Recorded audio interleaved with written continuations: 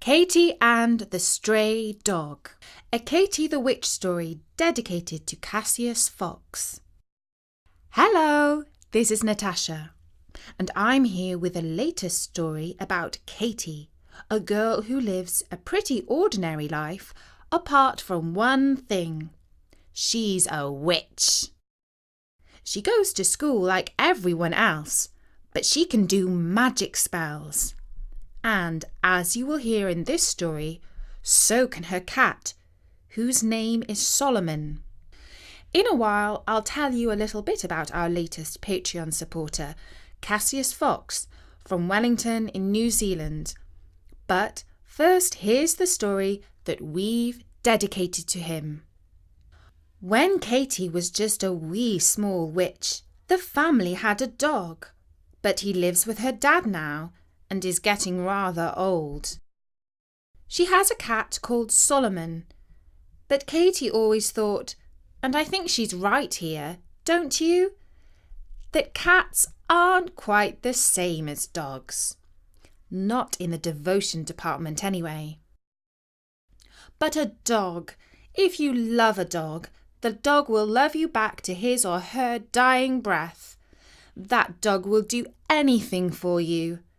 Well, he might not come back right away when you call him in the park, if he's chasing a squirrel. He is a dog after all. But he will adore you and protect you and look up to you as a kind of god.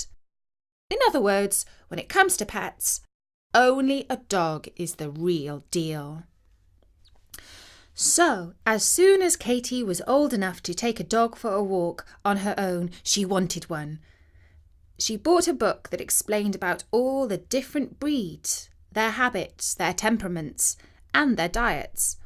And she spent hours and hours turning the pages and trying to decide which sort of dog she wanted most. And every time she decided on one breed, she soon found another that was even cuter and more lovable. But Katy's mum, to be honest, wasn't the greatest fan of dogs. She thought they brought mud and dirt into the house that could contaminate her spells. She thought it was annoying when they barked at the postman or a visitor. She didn't like the way their breath smelt, and she was a teeny bit frightened of their teeth. And besides, money was short, and dogs don't live for free. It's not just the food. There are vet bills, flea treatments, grooming appointments, toys, treats, and perhaps kennels when you go away. So, they didn't go and get a dog. What happened was that the dog came and found them. Katy was coming home from school. She pushed the garden gate open and saw a brown lump on the doorstep. She thought at first that it was an old coat. When she got closer, the coat turned around on its back and put its paws in the air. "Oh, poor darling," said Katy, when she saw that he was bleeding around the mouth. The dog whimpered a little. "I think you've been hit by a car," said Katy. And then, using a little magic, she understood what the dog was thinking. "Oh, it was a bicycle, wasn't it? It came shooting through a red light and hit you on the crossing. The rider fell off, and when he got up, he came over and kicked you. That's why you are also hurt on your side. Well, some people. But what about your owners?" The dog whimpered again. "Oh, I see. You lived with an old lady, and she went to live in a residential home, and her daughter did not want to look after you. Oh, poor, poor darling. Don't worry, you've come to the right house. You chose us because you know that we love dogs here." She was stroking him as she said this. But the dog curled his lips and started to snarl. "Oh, how am I upsetting you?" asked Katy. But it wasn't her. It was Solomon. He was sticking his head out of the bedroom window. He hissed, "Don't listen to Katy. She's a little fibber. We hate dogs here. And if you come to live with us, You'll regret it. So, buzz off!" The dog staggered to his feet and tried to bark, but his legs were wobbly and his voice sounded like a sort of a burp. "That's my cat, Solomon," said Katy. "Just ignore him, please." She opened the front door, picked the visitor up, and carried him inside to the kitchen. When she had settled him on the sofa, she noticed that he had bled on the sleeve of her school blazer. She didn't mind. In fact, the stain made her feel good, because it was proof that she had helped a living creature in need. By the time Katy's mum came home, the dog had drunk water, dined on dog biscuits, which Katy had bought from the corner shop, and had had his wounds tended to with love and care and cotton wool. His exact breed was a mystery, but his curly coat was quite poodly. He was no doubt one of those popular poodle mixes, like a cockapoo or a labradoodle or a cavapoo. His coat looked brown, but after a good wash, he would probably come out as apricot-coloured. His face was definitely cute, and all he lacked was a bit of playful, springy bounce. No doubt that would come back when he was feeling better. As Katy stroked him, she used a little magic and mind-reading to find out that his name was Joey. In short, in Katy's mind, Joey was already part of the family, whether Katy's mum or Solomon the cat liked it or not. Nothing and nobody could make Katy get rid of Joey. In fact, if Joey went, she would go too, and that was final. But in the morning, Katy had to go to school, and Mum had to go to her business at the magic shop. Katy pleaded with her mum to take Joey to the shop, but she refused, saying that some of her witchy customers were afraid of dogs. Joey had to stay at home with only Solomon for company. He would need to go into the garden every now and then, so Katy left the back door open, even though that meant letting cold air into the house.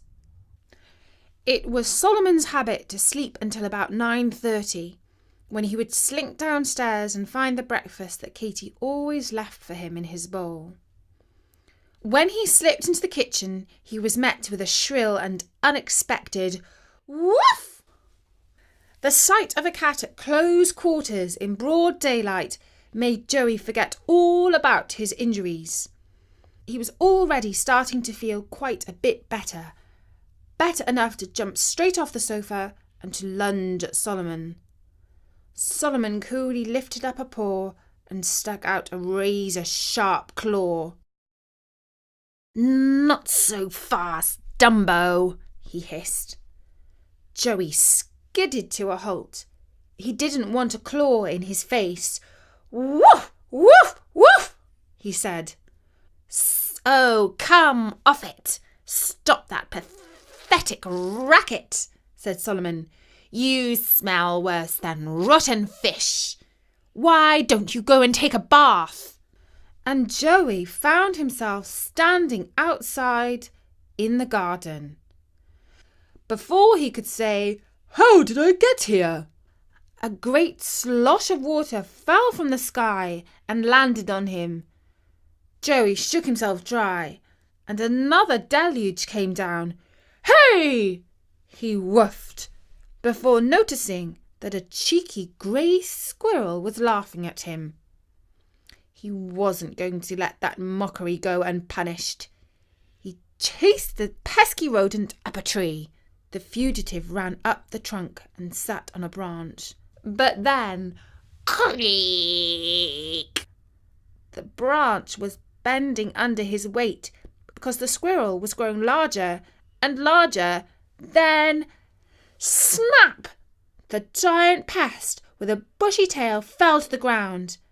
By now he was the size of a large police dog. His teeth were like rusty iron railings with horrid points on the end. He snarled, "Now it's your turn to run, Poochface." and poor Joey ran as fast as he could back to the house, only to find that the door was shut. Solomon was peering at him through one of the glass panes and showing no sign of being about to open up any time soon. "I must be hallucinating," he panted. But when he turned round, the giant squirrel that was bounding towards him did not seem like a hallucination. There was nothing else he could do. He darted for the hedge, where he luckily found a gap small enough for him to squish through into the next garden. From there, he ran out onto the street and made off down the pavement. "I picked the wrong house," he said to himself as he ran. "It's haunted." When Katy came home from school, she was hoping that Joey would be waiting for her by the door, but he wasn't. "Hello, I'm back," she called out. But there were no sounds of paws pattering along the corridor. He must still be feeling poorly, she said to herself, and she went to look for him in the kitchen, but he wasn't there, and he wasn't anywhere in the house or the garden. She even looked in the garage, but to no avail. But she did find Solomon, who was sitting on the chair in her room. "I recognise that smirk on your face," she said. "It was you, wasn't it? Go on, admit it. You've done something evil to that poor dog." "Don't blame me. I didn't do squiddly pop," purred the wicked cat. "But we won't see that lily-livered pooch again. He was scared off by a squirrel in the garden." Katy had already read Solomon's mind, and she had seen what had happened. "I'll deal with you later," she said, and she ran downstairs and out of the house to search for Joey. When she reached the main road, she started to ask all sorts of people if they had seen a dog with curly brown hair who looked a bit like a stray but was really a nice pet. She went into the shops. She asked police officers, traffic wardens. Nobody had seen him, until a lady with a lollipop stick, whose job was to stop the traffic and let children across the road, said that yes, she had seen a brown dog running off in the direction of the common. He was so fast you might have thought he had seen a ghost. "It wasn't a ghost," said Katy, "just a giant squirrel." And she headed off to the common. The common was on the edge of some wetlands and a wood, a favourite spot for dog walkers and bird watchers. And on nights with full moons, witches met there and played strange music and danced wild dances and drank frothy concoctions brewed in cauldrons. Katy and her mum did not go to those sorts of parties, even though their ancient great-aunt was always urging them to go. It was a place where, if you wanted to hide, it would be hard to find you.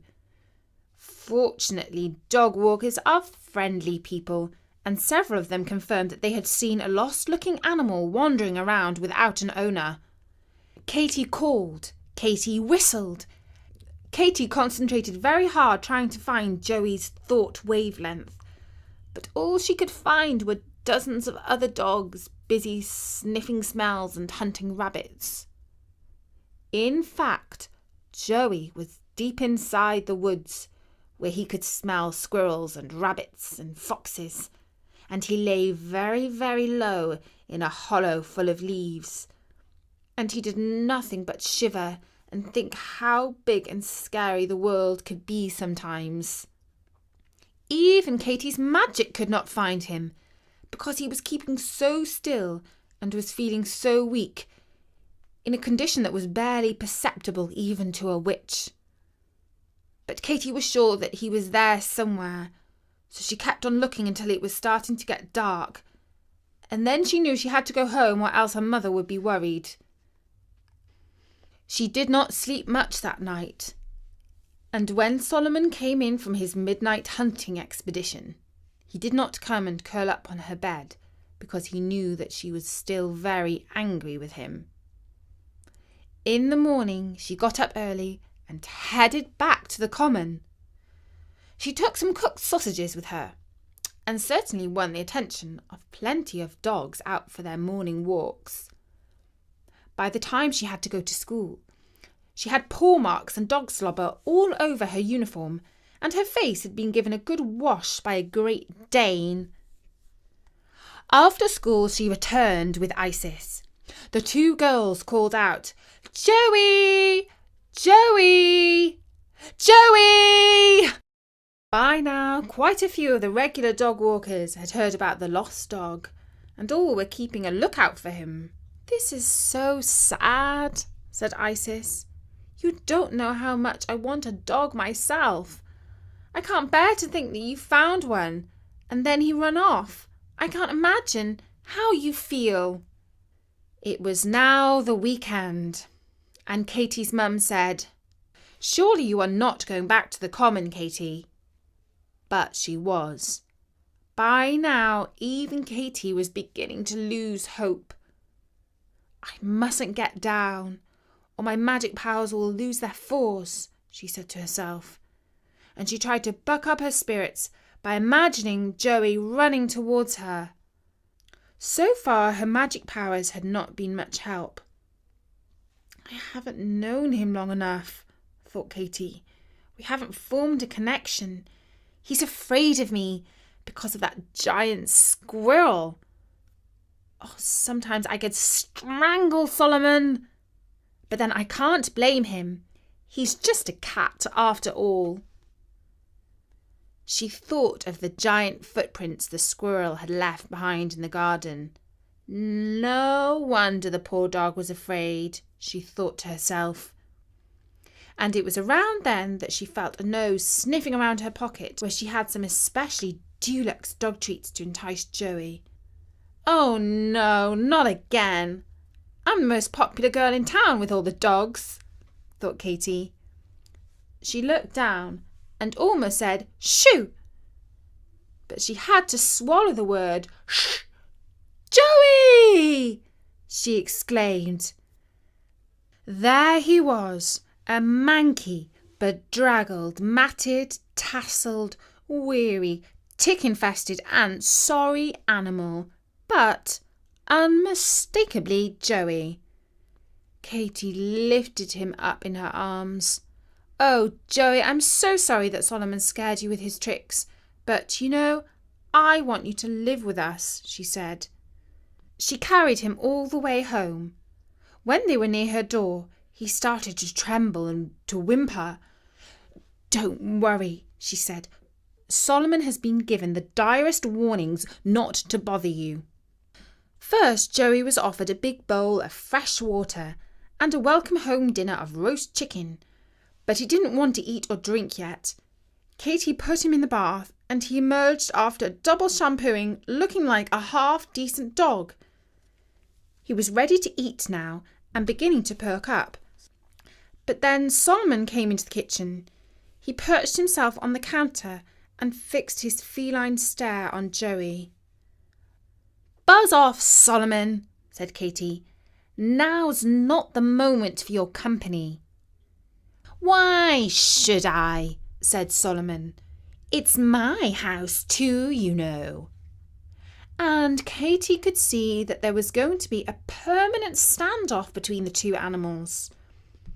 Joey did not woof, but he hid between Katie's legs. Perhaps, thought Katie, Mum was right. It's too hard for us to look after a dog.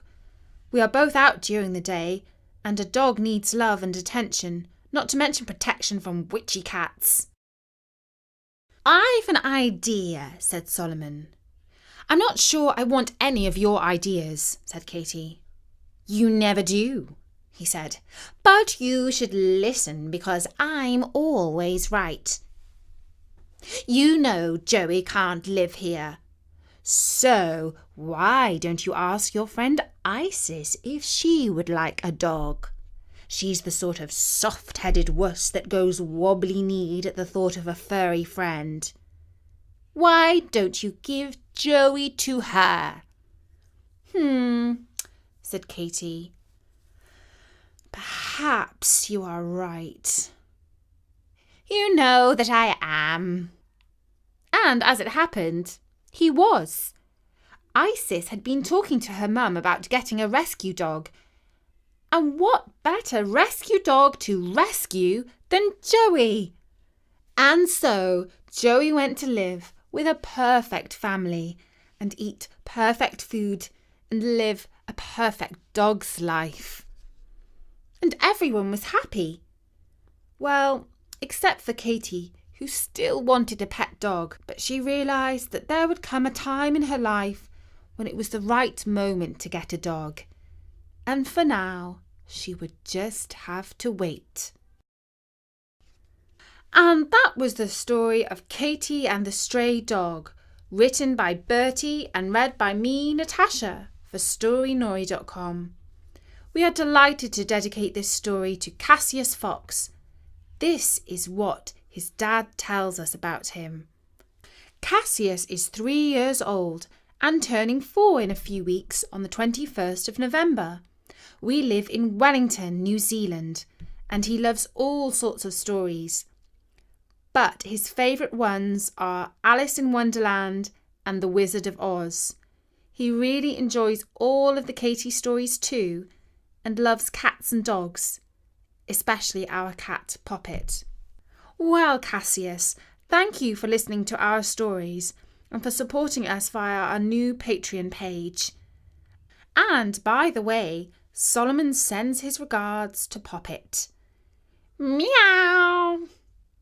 And we all wish you a very happy birthday later in the month. And if any of our other listeners would like to support us with a small regular donation, you can find the link to our Patreon page on Story Nori's website. You'll be helping making Story Nori even better, and hopefully we will have to do more stories so that we have the opportunity to thank everyone properly. For now, from me, Natasha, bye-bye.